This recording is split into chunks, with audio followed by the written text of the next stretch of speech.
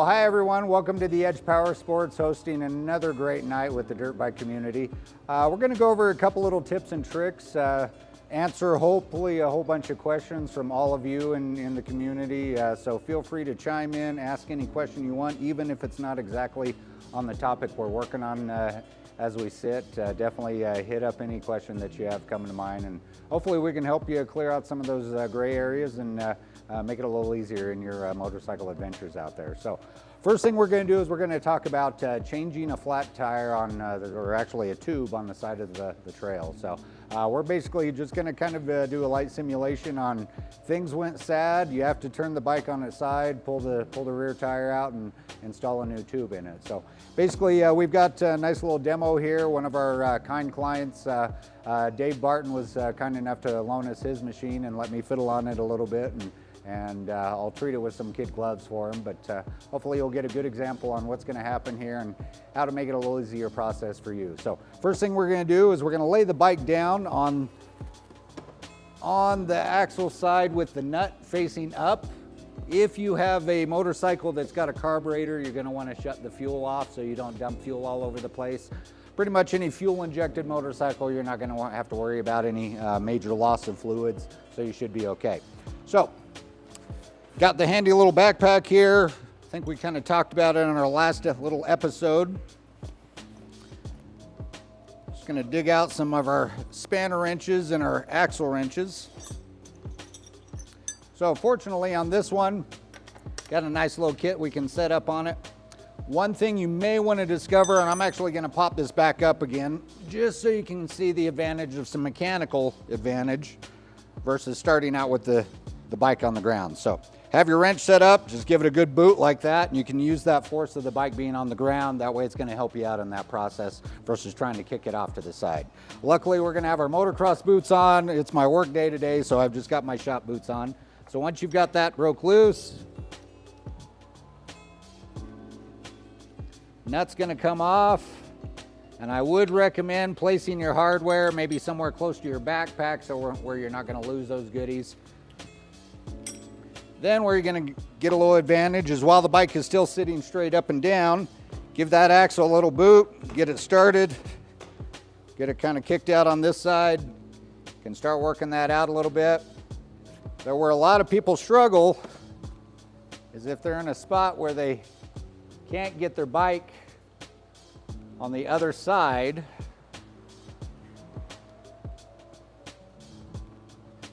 This is going to help you pull the axles out. So now that we've got the axle nut off, axle's already started, then we can start getting that axle worked out. Just like so. Don't worry about your chain tensioners. You can leave them right where they need to be. Push the bike wheel forward a little bit. Get your chain off.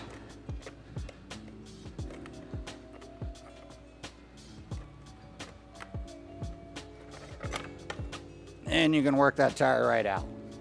Okay, so one thing that you might gain the advantage of is if you do blow a tire or a tube out on the trail and you've ridden on it a little bit, a lot of times it'll debead that tire. So one side or the other will come off, or it'll make it a little more advantageous for you to actually muscle that tire around. So right now we're okay. So I'm just going to actually grab a core tool and remove the valve stem on it just so it deflates. Give me 2 seconds. Okay, so valve core, some bikes actually have metal valve core stem covers on them, so you can use those to your advantage. That's actually just a little valve core tool right there. So pop the valve core out on this one. Normally if the tire's already deflated, you're not going to do this.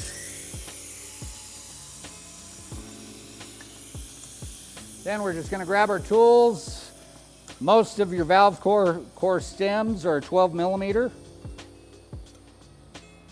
We're just going to pull that nut off of there.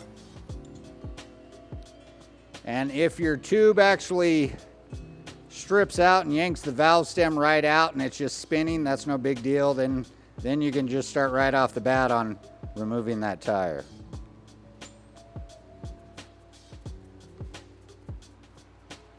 Some people don't put nuts on the outside of their rim on their valve stem. I'll show you the reason why I would recommend doing that.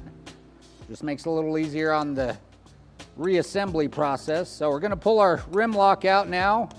Now, since we're not taking the tire completely off, we can actually just get away with taking a few of the threads almost all the way off the rim lock.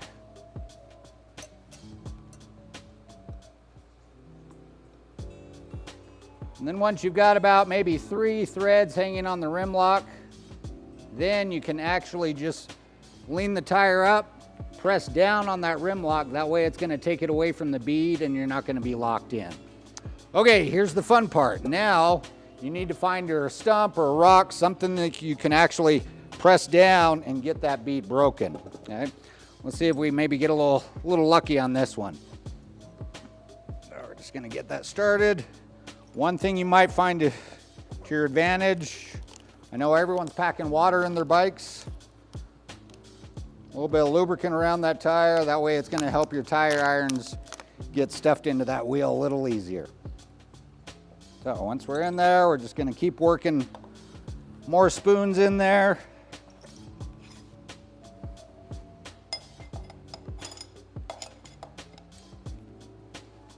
And if it won't break loose here, then you can grab a stump or a rock or something like that to help you out.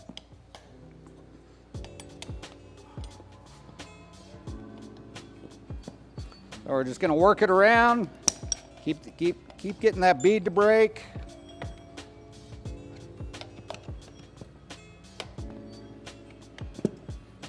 And like I said, most times if you get a flat tire, one of your beads is already going to break anyway, so you shouldn't have to go through this process, but we're just going to run you through it. So once you've got that first bead broken, and you're just going to take your tire iron in here. I would recommend about maybe 2 or 3 in there. 3 is usually a little easier.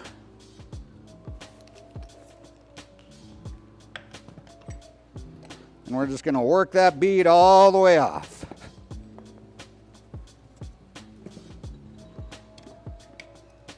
Little bites help.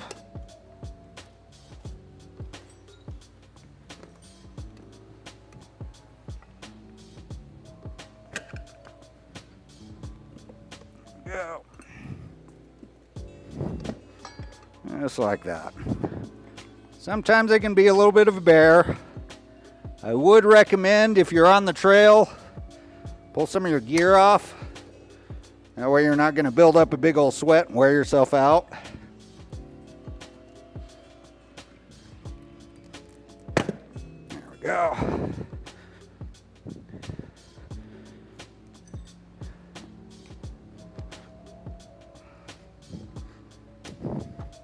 And if you've got friends, that helps out too.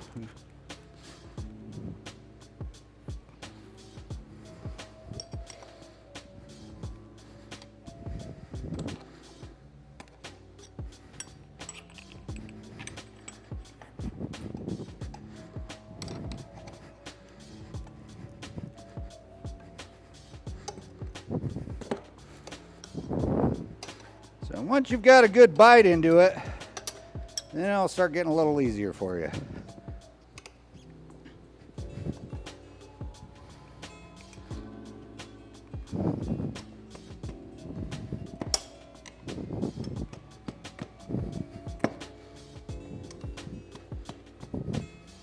And usually with our moto boots on, we can kick and scream at it a few times.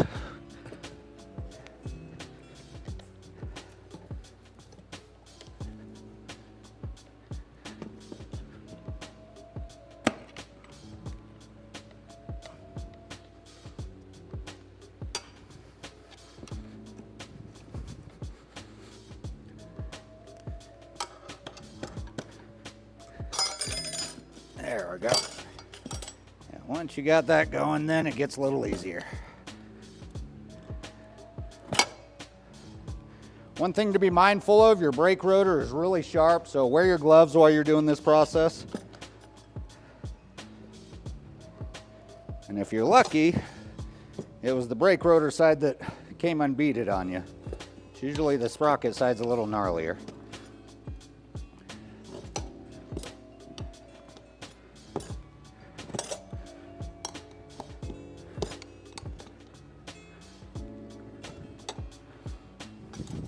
You might struggle a little bit where the rim lock is, but that's okay. Just kind of give it a little more manipulation and it'll finally come out.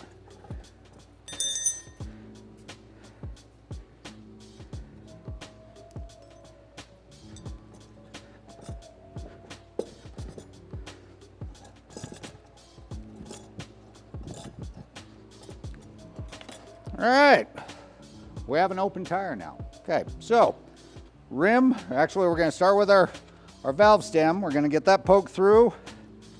Then you're just gonna sneak that tire right out from underneath the bead.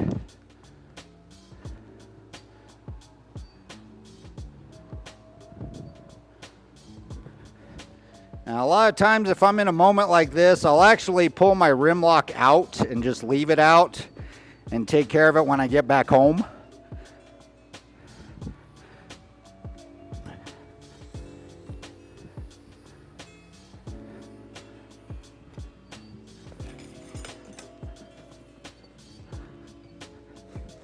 So, tube's out. Now, I know this tube is good, so I'm not going to put a new one in, but if you need to, your new tube, you can either use just some dust off the trail, make sure there's not a whole bunch of grit in it, or just use your bottled water as lubricant, and that'll help slide that back in there. So that's actually what we're going to do with this one.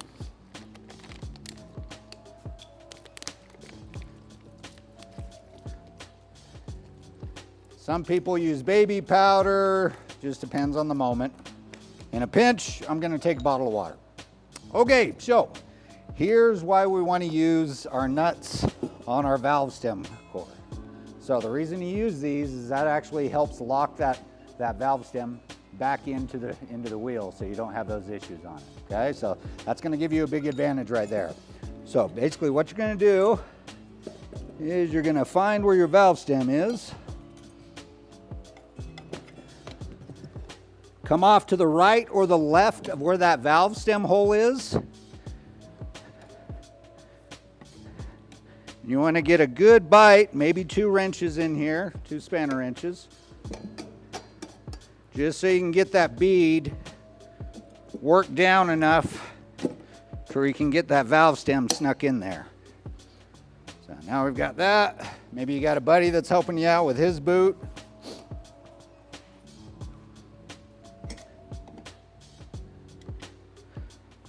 Going to get that stuck in the valve stem. If you can see right here, you can actually see where that valve stem hole is right there.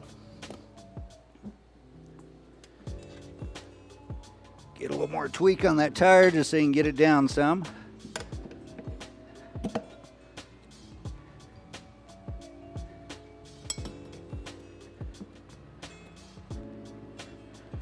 And nice thing is you're out on the trail, so it's not like you're pressed for time or anything. You don't have to beat yourself up.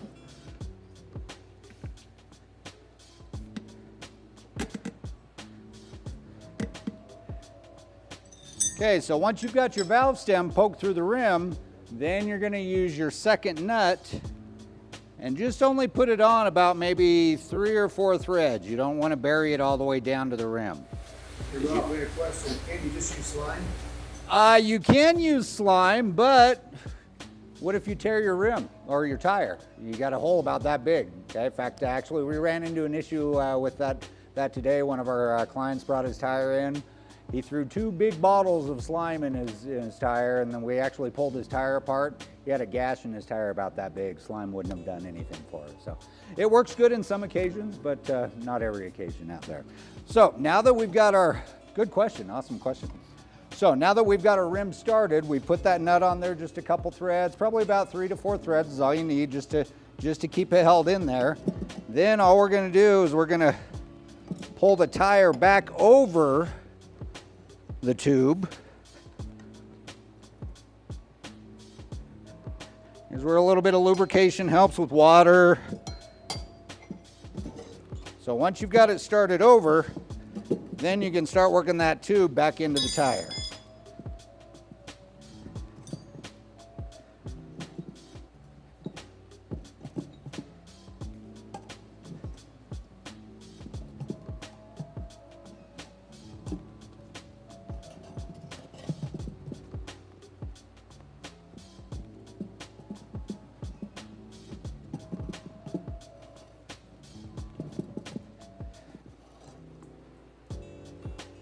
So hopefully you're up the mountain, you have some water.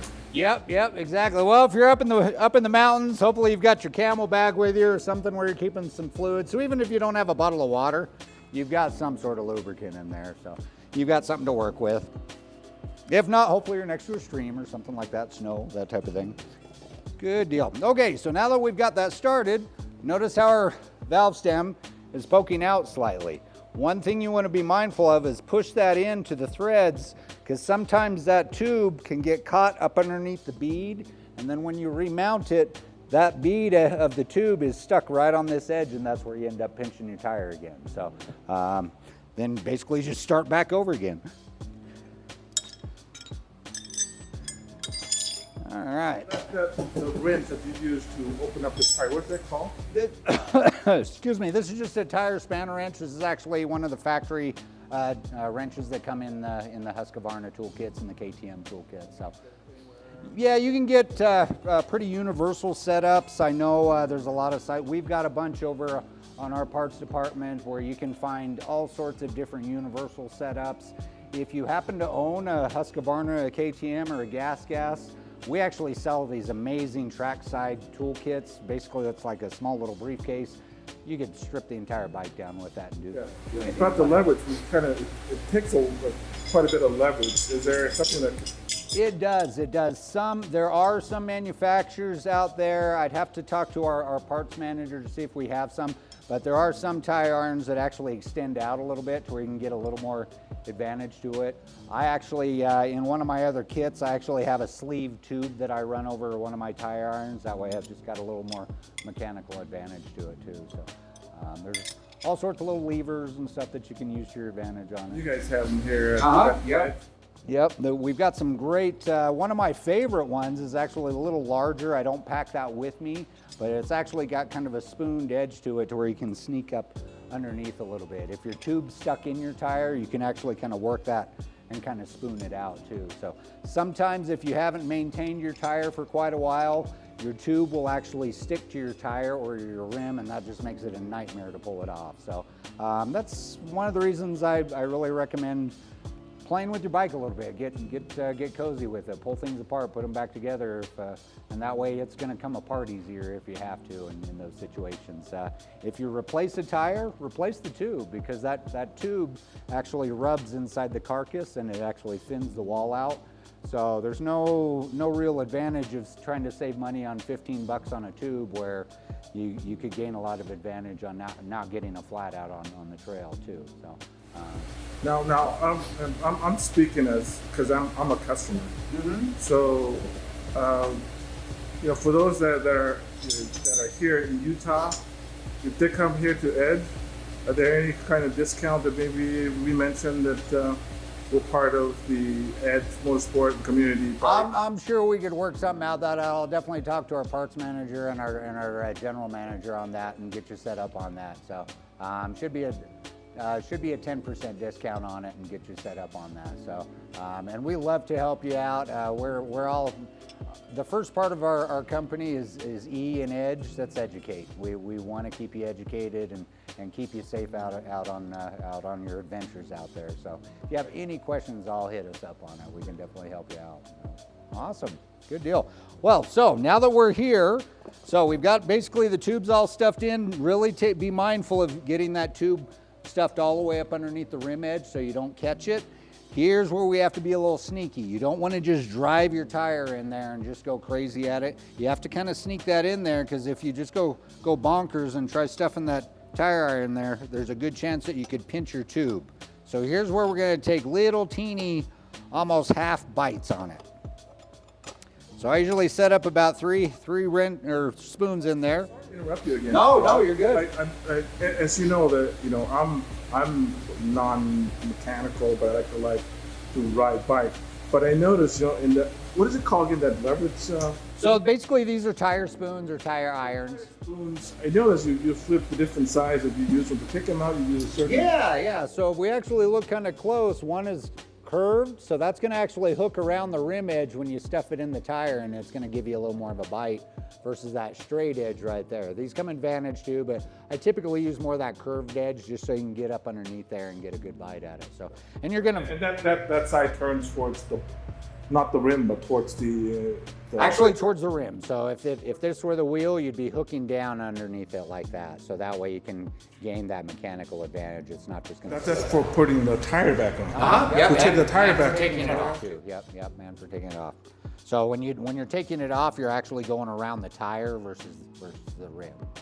So you just spin it over 180 and you're good. So now that we're kind of in this position, I usually like to get 3 tire irons in there, because if you only start with 2, when you try to get that third one in, it's almost impossible because that gap really tightens up.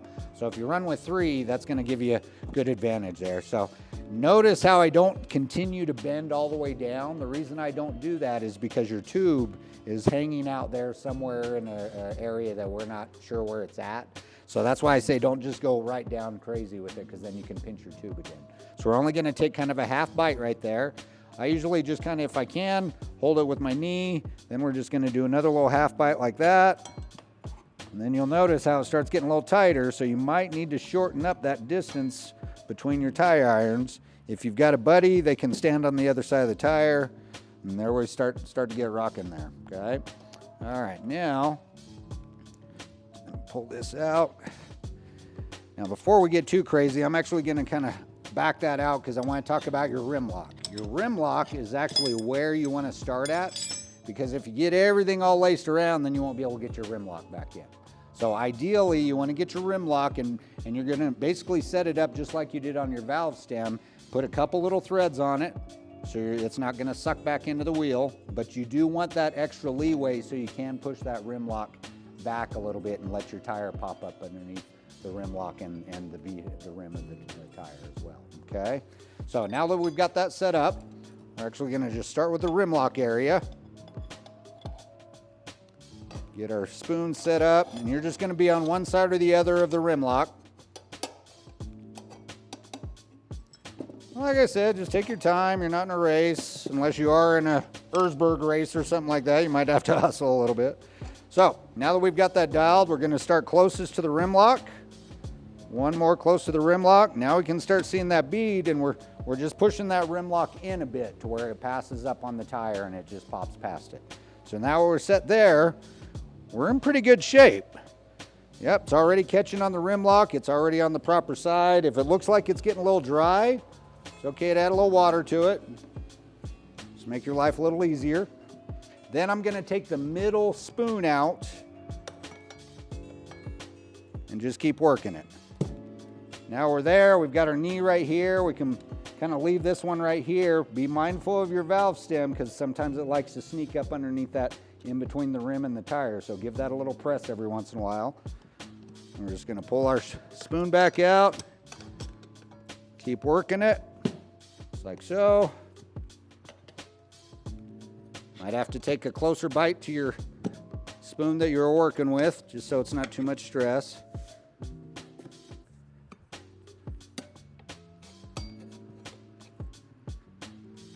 Remember, be mindful of your brake rotor. It can get razor sharp. A little half bite so we're not catching the tube.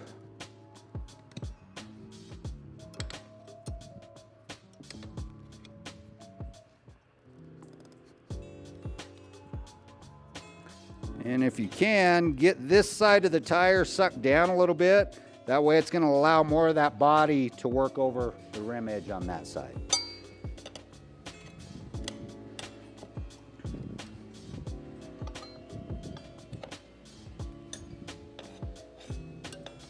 And this is totally common, just starts getting a little tighter, so sometimes I'll back this spoon off a little bit just so I can get the other one in. Sometimes it feels like you're going 2 steps forward, 3 steps back, but it'll get there eventually. If you find that you're having a better advantage with one more than the other, it's okay to swap out. Use this one as kind of your stabilization spoon, kind of get that in there. Then you can use your handier one to get in there and get a little better bite.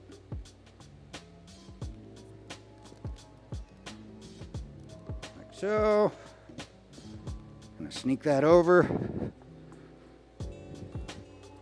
I'm just gonna keep the tube held down, the tire.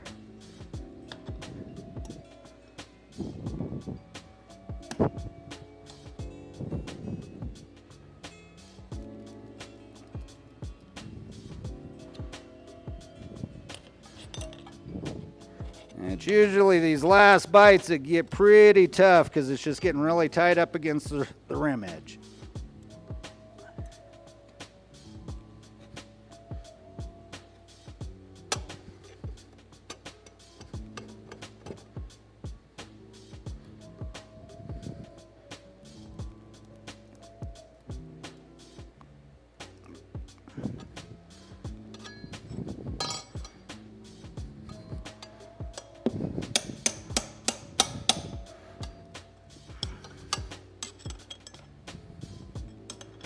Getting pretty close here, so I think we can just get a good bite out of it.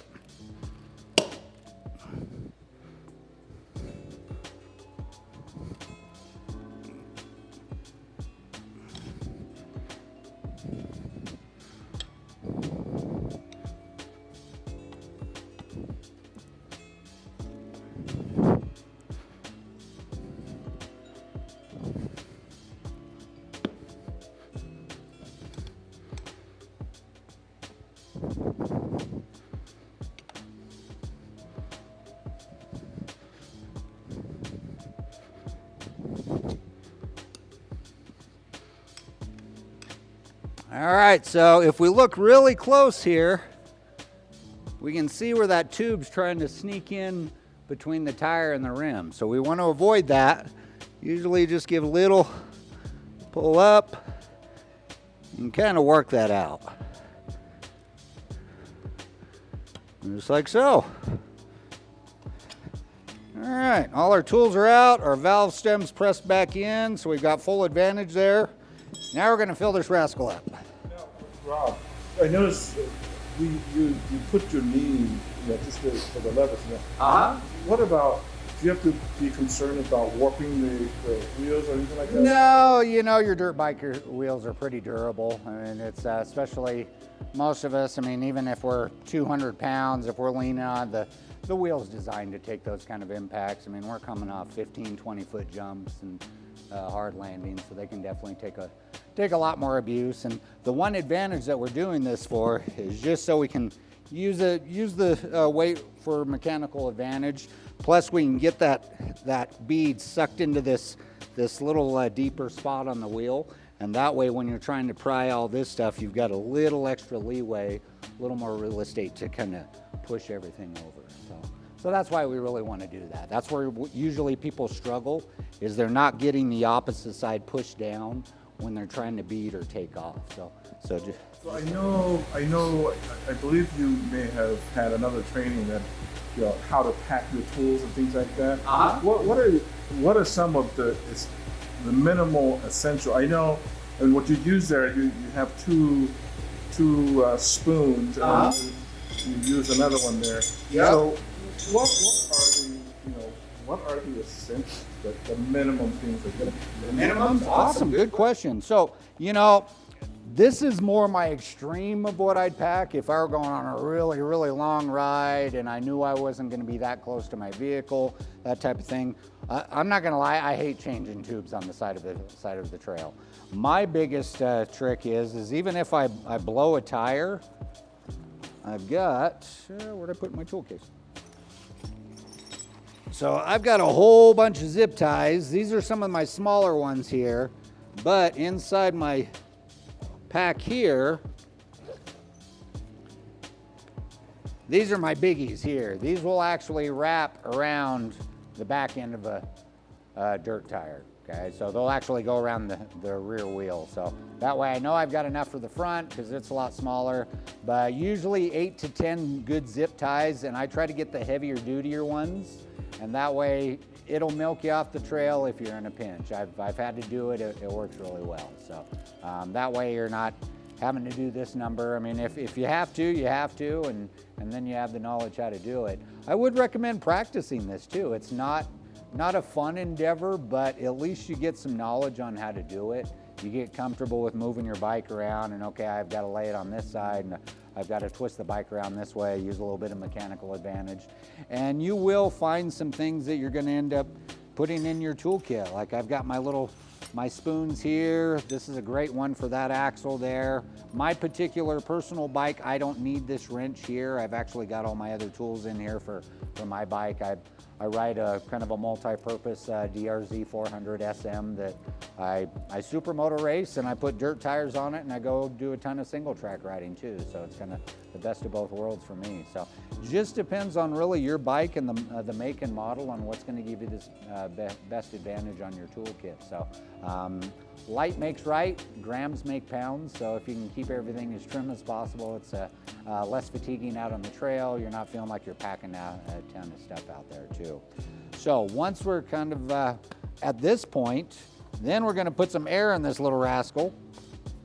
So I've just basically just got a little nitrogen kit here. You can find these at I bought mine here at the Edge Power Sports, so you can get great kits. This one actually comes with some tire seals. So if you got a puncture seal, like maybe you're riding an ATV or something like that where you don't have tubes, you've got those for your advantage. Basically, ream the hole out, stick a new plug in, and then you can fill it up with air from that point. But those are typically on a tire that doesn't have tubes. If you've got tube tires, then you'll probably either want to. Can you show that air thing again? This little guy here? How many fill can you? This one, with this tire, you're probably going to end up using about 2 cartridges in it just to get it filled up. Yeah, because these go up to about 6 to 8 pounds. So they're kind of set up for like an average four-wheeler tire. You're going to be looking at about 7 to 8 pounds on pressure on an average four-wheeler. So one of these will take care of one tire on a four-wheeler. So you're probably going to need about two per tire. Okay, so if you're in a pinch, I guess at least one would take you. Yeah, it'll milk you out. Yeah, it'll give enough body to the tire to where you can get yourself at least home back to the vehicle, get yourself a little safer on that. So but usually my kit, I pack 3 in mine just in case. So I've got the advantage on there, and then you're good to go. So on these little guys, basically, you've got a little adapter, and a lot of these adapters that screw onto your valve core, they don't have a trigger pull or anything like that. So you actually have to attach this to your valve core. That's why you want to put the nut on your valve core stem. That way you can get that turned out to a decent distance. Now, I know some people are going to say, oh, you never want to run a valve stem nut on your valve stem, because if you spin your tire, it'll rip your valve core out or your valve stem out, and then you've got a big giant hole in your tube. There is a slight trick to that you can do. Not saying that it will completely prevent it from happening. If your tire's slipping on your wheel, it's slipping on your wheel. Maybe your rim lock's not biting as well as it should. But once we get this filled up, I'll show you the little hack to that. So we're just going to take this all the way in. We don't have to crank it down to where we're trying to torque anything. We're just trying to bring that tube all the way up to the rim edge.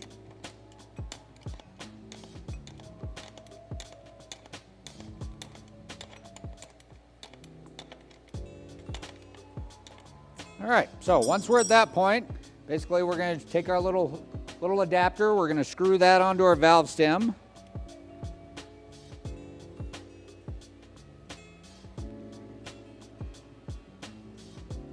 So once that's on there, then we're just going to take our little CO2 cartridge.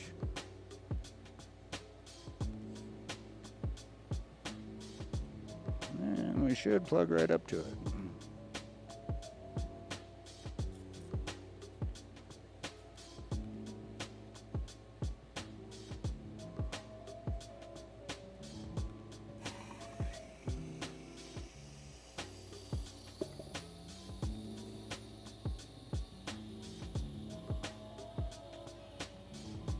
And no guarantees you'll get a full bead, but at least you'll get a body out of it. Ideally, you want to get a full bead out of there, so we're going to shoot for 2 on it.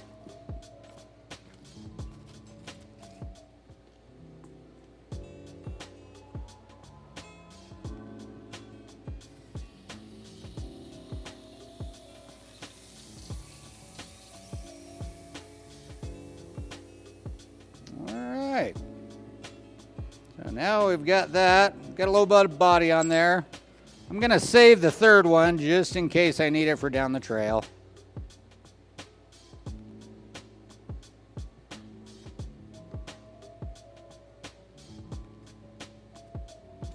So once we've got that set,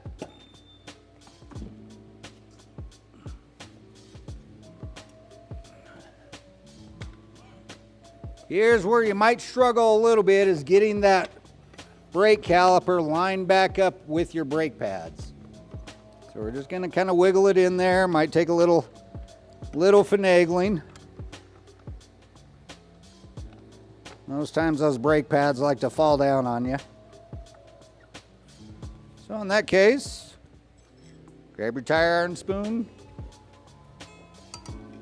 We're gonna spread the brake pads a little bit. And you can even leave that tire spoon in there for a second just to get that rotor started. Make sure your spacers are good.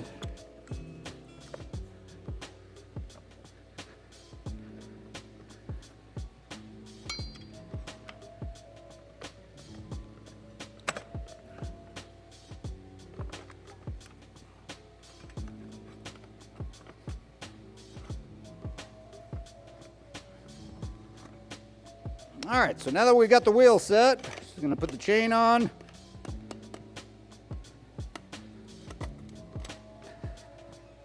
Now, like I mentioned, you don't have to worry about your chain adjusters because those are all locked in. You're not readjusting your chain right now. You're just getting yourself back on the trail. So now you've got that. I'm gonna get our axle placed back in.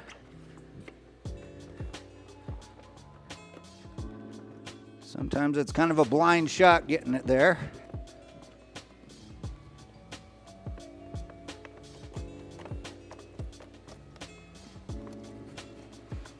And if you have to stand the bike up, that's okay too. Hopefully you've got buddies with you and they can help you out.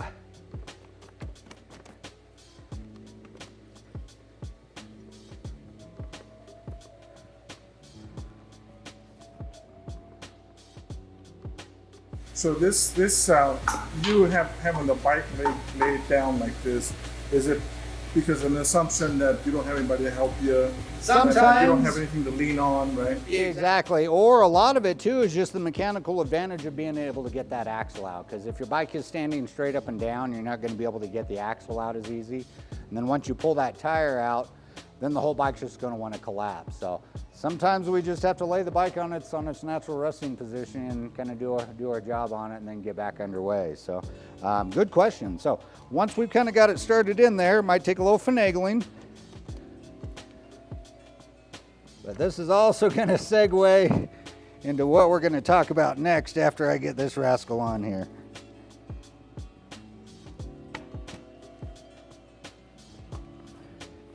All right, so I'm just going to stand the bike up because I really can't see what's happening on it right now on that side.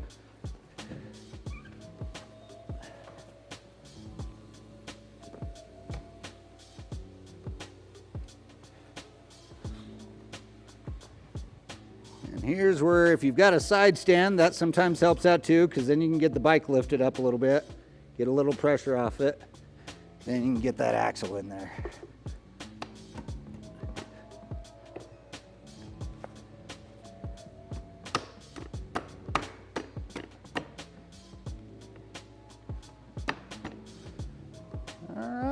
So,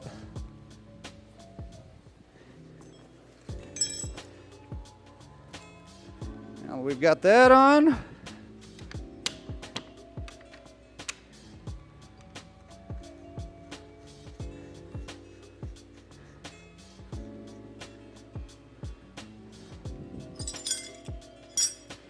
And we can clean up our mess and we're back on the trail again. So hopefully that kind of gives you some ideas on things you have to do on just getting that tire replaced and getting yourself back on the road, and hopefully not interfere with too much riding time out there.